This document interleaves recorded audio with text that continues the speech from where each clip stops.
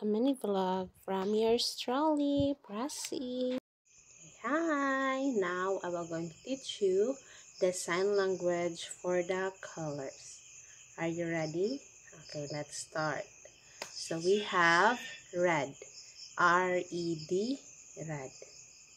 R-E-D, R sa lips, red. Red. Red. Okay, so we have blue. B-L-U-E, blue. Letter B. Okay. B-L-U-E, blue. Next, green. G-R-E-E-N, green. G-R-E-E-N, green. Green. Again, we have red, green, and blue. Next is yellow. Y-E-L-L-O-W, yellow. Y-E-L-L-O-W, yellow. So we have orange. O-R-A-N-G-E, orange. O-R-A-N-G-E, orange. Other uses orange. Orange. Pero mas dali siya kay same man po din siya fire, no? So mas dali siya orange. Orange. Orange.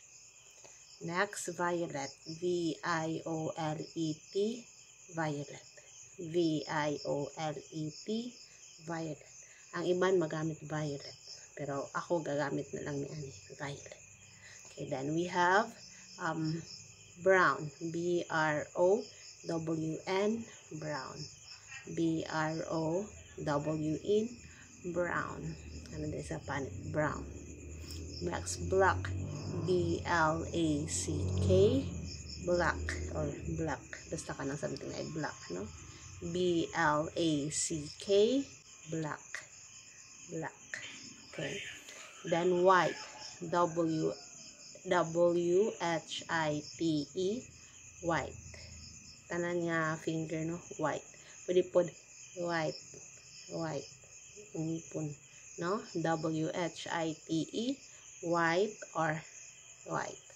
Okay, so we have pink. P-I-N-K, pink. Nabitang sa foundation of pink.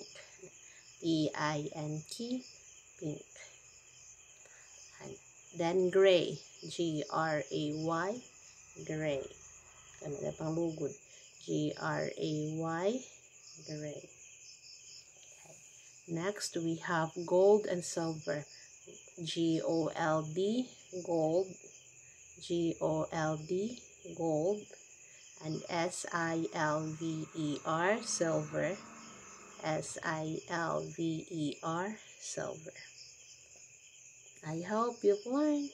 Bye-bye.